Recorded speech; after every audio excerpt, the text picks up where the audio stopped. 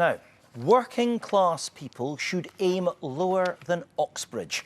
When the Telegraph published that headline last week, plenty people went online to vent their anger at whoever would say such a thing. The newspaper was looking ahead to a speech by the new chair of the Social Mobility Commission, Katharine Birbalsingh. It's her job to advise politicians on how well the UK is doing when it comes to social mobility and suggest how we might improve things. Let's try and establish what social mobility means. Put very simply, it's a measure of how the social status of a person or a family has changed over time. But that is a very simple definition of a phrase Katharine Birbalsingh herself has said is very complex. Yeah, let's go back to that headline then, shall we? Working class people should aim lower. That's actually not the headline on the article anymore. The Telegraph has since changed it. And Katharine Birbalsingh insists that's not what she was getting at anyway. In her speech, she called for a fresh approach to social mobility and said it was time to recognise it has many forms. The example she gave was of a child whose parents had been out of work for a long time. If they got a job, any job, isn't that a success, she asked. They don't have to become a lawyer, or in other words, it needn't be a rags to riches story for it to count as social mobility. But still, the criticism came. This was the Mirror newspaper on Monday. Katharine Birbalsingh is a Tory's dream teacher, it said, telling kids to stay in their lane. Well, now some background. Ms Birbalsingh made her name as a headmistress, or to quote the documentary recently on TV about her, Britain's strictest headmistress. Back to dancing, straight. Go. I've got 5 people who have made a show of me today, who have embarrassed this form. The critics of Michaela speak of it as if it's a gulag. They speak of it as if it's a poorhouse. Right, Darren, you've got 1 detention. In you come. I'm in detention today because I didn't make proper eye contact with my maths teacher when she was teaching the lesson. Please stand for the headmistress. Stand. The reason why children in disadvantaged positions end up failing is because nobody said to them, this isn't good enough. You've said to me, you really want to be at this school. A couple of hours later, you were in the corridors misbehaving. Well, love or hate her tactics, her school in one of London's most deprived areas is rated outstanding in all areas by inspectors. But that Mirror article we mentioned before accused her of setting high standards for her own kids, but not for everyone else's. So, is Boris Johnson's social mobility advisor getting it all wrong when it comes to social mobility? Well, I'm pleased to say that Katharine Birbalsingh is with us live from London. And here in the studio is the documentary maker and author Darren McGarvey as well. Good evening to you. Your new book, Darren, out tomorrow, The Social Distance Between Us. Yes, correct. Good, nice to see you. It says about it's about what he says are the cultural and economic gulfs in society and the part that they play in making the country more unequal. Here is a reminder of some of Darren's work. Class is about much more than what you earn or what you do. From its very inception, it was designed to let people make judgments on your morality and respectability. And that is precisely what's led to some of the prejudices that I encounter day to day. The number one question that I get asked is, Darren, where did you learn to speak so well? Why are you so articulate? Now, I know that this question is meant as a tremendous compliment, but what it betrays about the people who ask it is that they are very surprised that someone like me is capable of constructing coherent sentences without defecating themselves.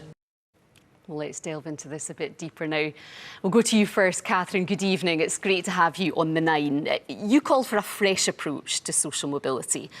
What did you mean, and were you really taken aback by the reaction to that maiden speech and those headlines, some of which have now been changed, as we said?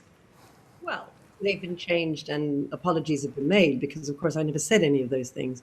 What I said was, imagine saying to a child, you haven't gotten to Oxford, so forget it. There's no point in trying anymore because all that matters is getting into Oxford.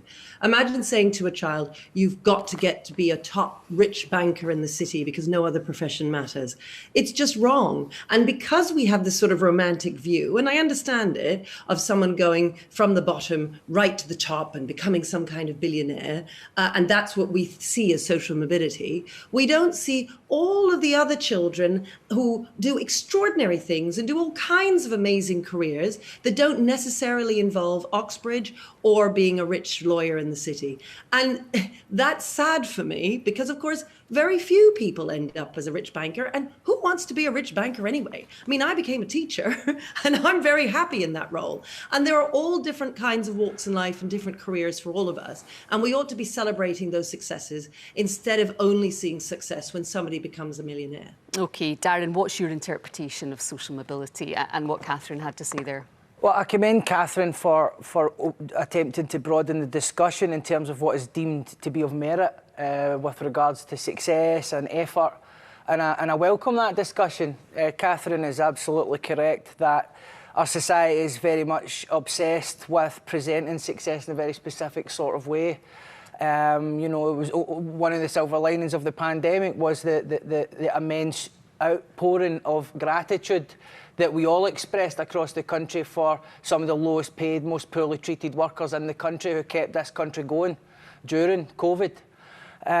So I think that I welcome that. However, what I think also we have to be aware of, if you don't mind me saying, is that governments often, in the face of trends which they do not possess the capacity or economic latitude to do anything about, start to try and redefine the terms of stuff so that they can fit poor outcomes into a narrative of success, right? So ultimately we've seen this with the child poverty statistics. The Conservative Party then redefined what child poverty was and then had to throw that definition out because it was such a disaster. In Scotland, we have this term called positive outcomes for people who leave education, and these include working for exploitative, low-paid employers who treat workers poorly, who smash unions and pay people money that's not enough to live on.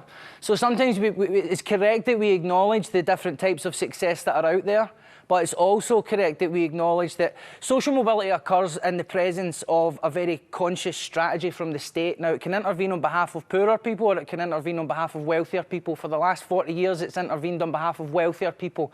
Right to buy, the marketisation of the education sector. And so that is why prosperity seems to be kind of behind a perimeter that not a lot of people can break through. Yeah, we'll talk more about the concept of success in a second, but Katharine, I want to ask you first. You said in your speech, in terms of shaping opportunity for children, families play a bigger role than any other institution. Is that how it is, and is that how it should be in your view?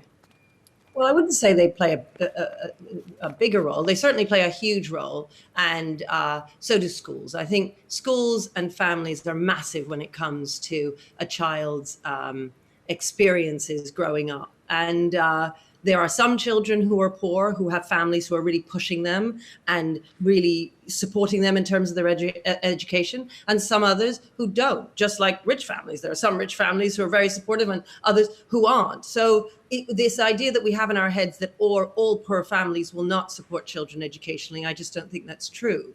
And then when it comes to school, there are some excellent schools and there are some schools that are really struggling.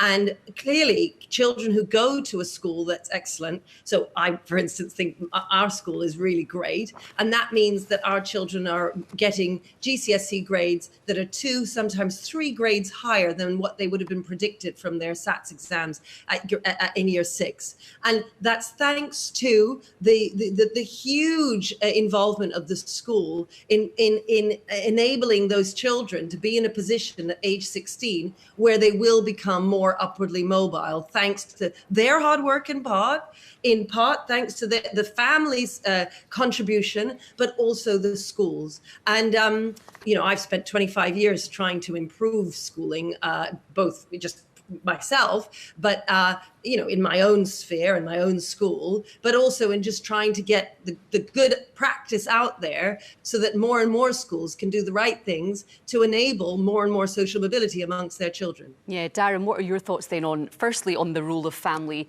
and also on schooling? Do catchment areas, for example, that we see here in Scotland, do you think that they end up reinforcing inequality?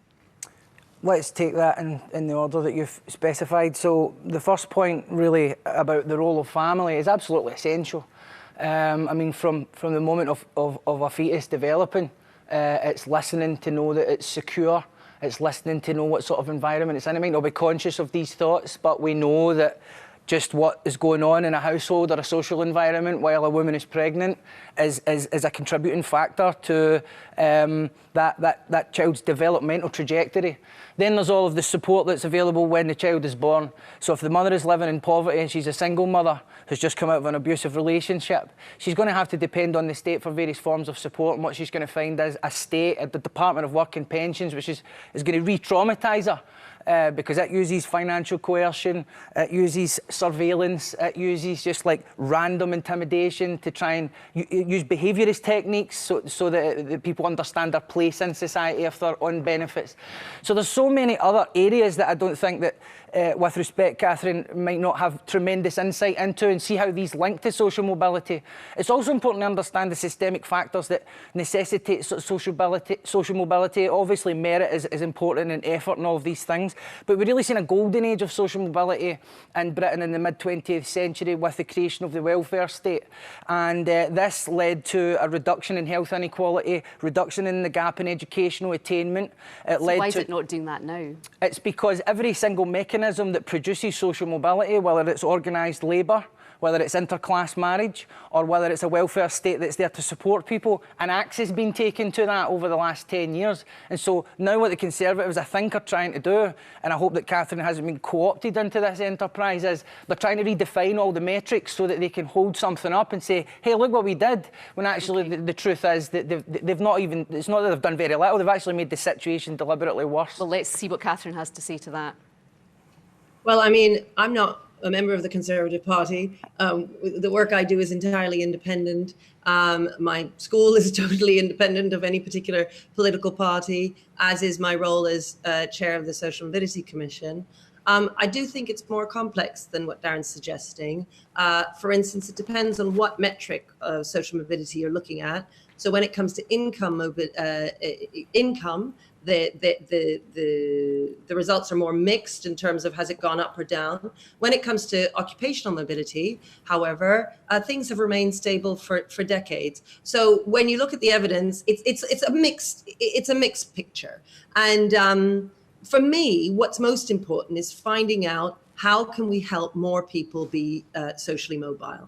And as I said, in terms of government, for me, I mean, education is massively important to me, obviously, because it's what I do, it's what I know. And I know how there are simple things that schools can do to better enable social mobility. So, for instance, I'm called the strictest headmistress in Britain. It's a bit of a silly title, but ultimately, I would say strictness is about love, immersing them in love and holding your standards really high for them, and ensuring that the discipline is good enough for the children to be able to learn. Okay. And when you do that, you make more children upwardly mobile. Okay, let's see what Darren thinks of that. Do you agree with that tactic? Oh yes, absolutely. In terms of what Katharine, I think, is talking about is boundaries. You know, so when you come to understand a child in an educational context sufficiently enough that you have a rapport where you can speak frankly with them, then absolutely, sometimes boundaries will have to be set or negotiated, and that's proper.